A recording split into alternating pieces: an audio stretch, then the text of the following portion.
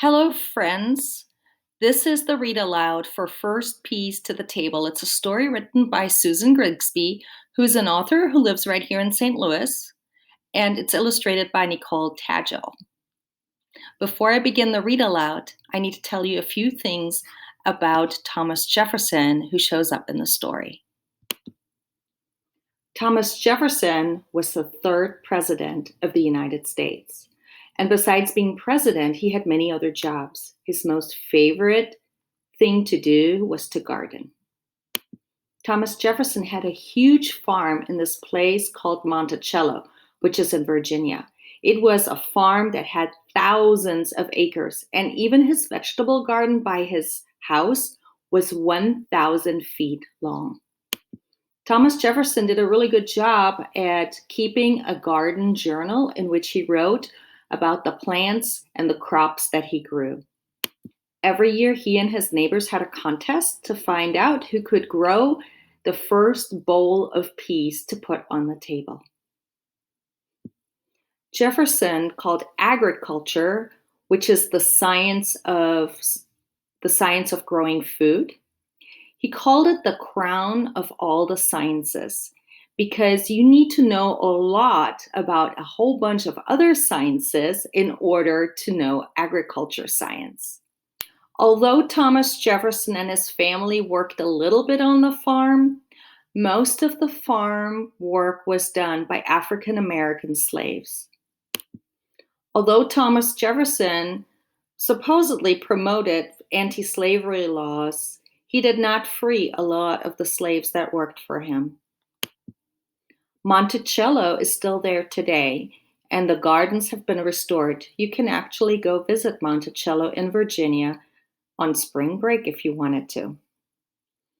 Former First Lady Michelle Obama planted a Thomas Jefferson garden at the White House a few years ago. Some of Thomas Jefferson's favorite foods were peas and lettuce. Vegetables were the main part of Thomas Jefferson's diet. And now the read aloud.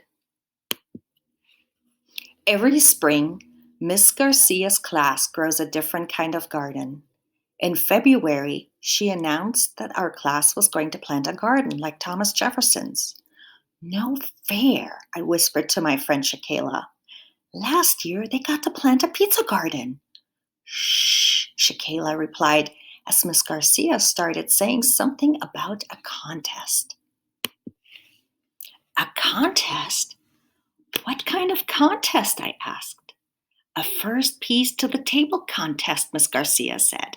When Jefferson was older, he and his neighbors had one every spring. For our garden contest, you will each be given a small plot for planting peas. She held up a bowl. The winner will be the first student who can fill this bowl with shelled peas and set them on the table to eat. Some kids said yuck, but Miss Garcia said that fresh peas tasted as sweet as candy and were one of Jefferson's favorite foods. If peas taste as good as candy, I'm planting a ton, Shakayla said. Let the great pea race begin. I really wanted to win when Miss Garcia showed us the winner's crown. It was green and gold with emerald-colored pea jewels around it. Thomas Jefferson, she said, called agriculture the crown of all the sciences. Be bold and experiment, Miss Garcia said. Jefferson traded seeds with people around the world, and then he used his garden like a giant science lab to test which plants would grow best. I pulled a shiny nickel from my pocket. Jefferson was on the front, and his home, Monticello, was on the back. This would be my good luck charm for winning, I decided. Here's a nickel, and that is Thomas Jefferson, and this is his home in Monticello. As you can see, it doesn't look like a farm building. Thomas Jefferson wasn't just any kind of farmer. His farm was called a plantation. The next day, we made journals to record our notes, just like Thomas Jefferson did.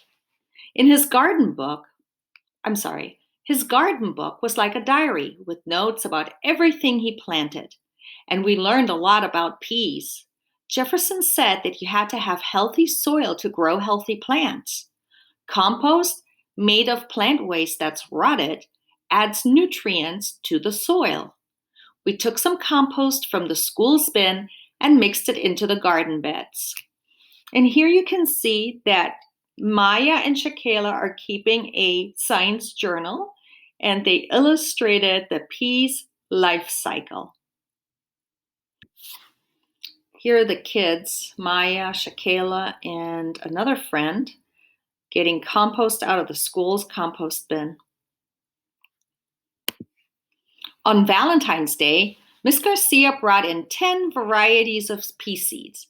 They had fancy names like Emerald Treasures and Pearls in a Pod. We each got a packet of 20 seeds of one variety, and then we had a trading party. Shakayla ended up with 2 seeds from each variety, but I held on to the 20 I started with. Sweet Victory Peas. That name sounded like a winner to me.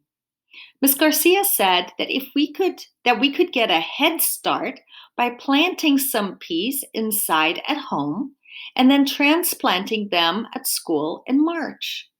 But I was going to get a double head start because I'd found a pea growing tip in a copy of Jefferson's garden book, and I was keeping it top secret. I'll be passing out many different kinds of seeds. They're all pea seeds. And if we run out of pea seeds, we'll have to switch to sunflowers. But there will be different pea seeds. You might not all get the same kind. Here's Maya. She discovered a secret in Thomas Jefferson's garden book. What do you think the secret is to help your pea seeds sprout more quickly? At home, I put 8 tiny pea seeds into a bowl of water. What are you doing? My mother asked. Making pea soup? I'll tell you if you can keep it a secret, I told her. In 1771, Jefferson wrote that he soaked his pea seeds for 24 hours before he planted them. So the next day, I planted my soaked seeds and placed the pots on a sunny windowsill with my good luck nickel next to them. You can do the same thing when you receive your seeds. You need your seeds, a bowl, and some water. Before you begin planting the seeds, make sure that you read the directions, the planting directions on the back of the seed packet. This tells you exactly what you need to do for this kind of seed. So you'll open up a package of seeds, pour them in a bowl. There they are. Cover them with water and wait 24 hours. That's one day and one night. 4 times a day, I checked on my plants and gave them water. But after 2 weeks and no signs of green, I dug up a seed. It was rotten, mush from too much water. So I started all over with 8 more seeds and less watering. So we don't always succeed the first time, but you got to keep trying. So here's Maya's journal. She planted sweet victory peas indoors on February 15th, but those rotted, so those were a loss. And then on March 1st, she tried again.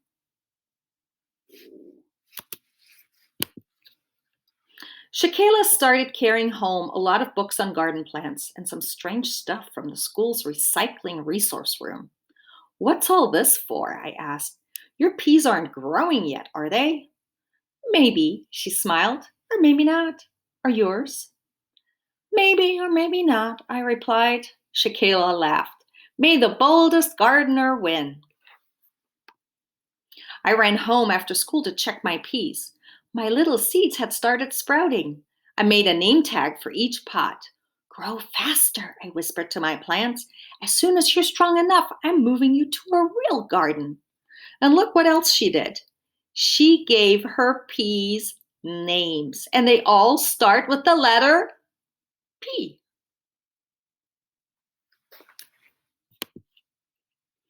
On March 21st, the first day of spring, we worked on our garden's main beds. Like Jefferson, we divided them into 3 sections for roots, fruits, and leaves.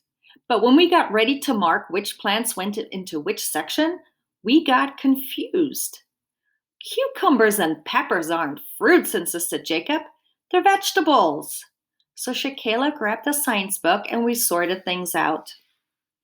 Remember, Shakayla directed, roots are foods that grow underground like carrots. Leaves are leaves we eat like lettuce and spinach. And cucumbers, peppers, and tomatoes are called fruits because they grow from a flower and have seeds inside the part that you eat. But those won't get planted until the weather warms up more. So you've heard me talk about this before. It depends on who you ask. So if you're talking to a farmer or a plant scientist, they're going to tell you that they are all fruits, tomatoes, peppers, cucumbers, or pumpkins, squashes. They're all fruits, botanically speaking. But if you're talking to a chef or a grocery store worker or a dietitian like me, then we will tell you that those are vegetables because they don't contain as much sugar, fruit sugar, fructose, as typical fruits, which have a much sweeter taste. And because they have less sugar, they have fewer calories, and therefore you can eat more of them. So we call them vegetables. The next day, I transplanted my 8 home plants into my pea patch, and I planted my last 4 seeds. Then I stuck in a whirligig to scare away the hungry birds. In the big garden bed, tiny ruffled lettuce leaves were coming up. I felt like a gardening champion until I walked over to Shakayla's pea patch. It looked like a science fair exhibit. She had 10 different types of peas labeled like Jefferson's with numbers, and some of her transplants were twice the size as mine. When I saw the different types of trellises she'd made, I remembered that peas like some kind of support. That way they stay out of the mud and get more sunshine. In April, we went outside every day to weed the beds and record the progress of our plants. Our lettuce was growing the fastest of all. I invented a trellis for my peas with bells that played soft music in the wind. Jefferson won a gold medal for his invention of a garden plow. Maybe someday I'll win a gold medal for an invention too. There she's putting the little bells on her trellis. One sunny day, I saw that Shakayla's plants had little white blossoms all over them. I raced to my pea patch, hoping to find some flowers on my plants. Penelope Pea had a blossom. I was so happy I did a little pea blossom dance. Shakayla and I sat down and drew pea blossoms in our journals. We call those observational drawings. I wish I could draw as well as you, she said. I wish that my plants were as big as yours, I replied. Thomas Jefferson almost always lost the first piece to the table contest to his neighbor, Mr. Divers, Shakayla said, reminding me of the story Miss Garcia had told us. But they still stayed friends. You're right, I said, giving her a hug. But I still hope that my plants win. By early May, I had lots of blossoms, and 6 blossoms had made tiny pea pods. And there you can see her journal where she's keeping track of how her peas are growing, sprouts, blossoms, pod, and when they're ready to eat. And she also made some observational drawings of the pea blossoms and pods. One day, the sky grew dark and a big windstorm came, hooting and hollering over the school. When it ended, we went outside to check on our plants. Mine were okay, but when I heard Shakayla crying out, "Oh no!" her trellises had tumbled into a terrible tangle. "It looks like you'll win now," she said. "My plants are ruined." "No, they're not," I said. "I'll help you fix them." Oh, look what's going on. On the 14th of May, we had a celebration lunch with the first harvest of our lettuce and a bowl of fresh peas. But the peas were not mine. They were Shakayla's, and she was crowned the winner of our first Peas to the Table contest. Congratulations, I said. You did a good job. Thanks, she said. I bet that your plants will be second. They look really good. Maybe, I replied, but it feels like I've been waiting for them forever. And then I went to check on my slowpoke peas. And what did she find? My first pea pod, plump and firm, was ready to be picked. I plucked it off, popped it open, and tasted a pea. It was as sweet as candy, and I'd grown it all by myself. No wonder Thomas Jefferson liked gardening so much. From one tiny seed, a whole plant could grow full of flowers first, and then giving you the sweetest peas in the whole world. Some things are worth waiting for. The end. And now it's time for you to continue through the lesson and start your pea growing challenge.